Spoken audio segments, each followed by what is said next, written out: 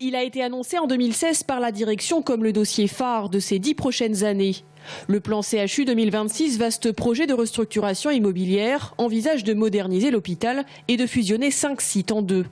Pour les syndicats, il ne s'agirait en réalité que de la partie émergée de l'iceberg.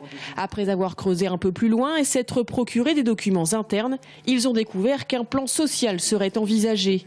Dans ce que nous a présenté la DG, il y a une ligne qui nous a interpellés, c'était finalisation du dossier et plan performance. Et on s'est aperçu qu'effectivement, c'était la ligne qu'allait suivre l'hôpital sur des restructurations, des suppressions de lits, des suppressions de postes. Plus de 300 lits seraient supprimés, plus de 400 emplois menacés. Ces chiffres, ni la direction ni l'agence régionale de santé ne les confirment. Même si, selon elle, la restructuration nécessitera des aménagements. Je ne sais pas quel document est issu les chiffres dont qu'ont relayé les médias et donc je ne peux pas les confirmer. Je crois qu'il ne faut pas créer d'inquiétude inutile. Il y aura effectivement moins de postes.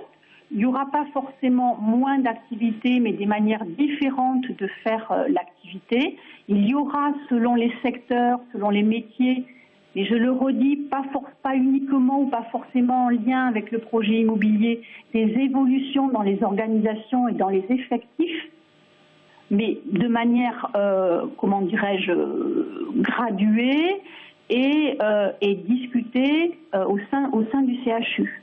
En pleine période électorale, les syndicats espèrent sensibiliser les élus et plus particulièrement Marisol Touraine, la ministre de la Santé, à qui ils demandent de ne pas signer ce projet, un projet qui devrait coûter 650 millions d'euros.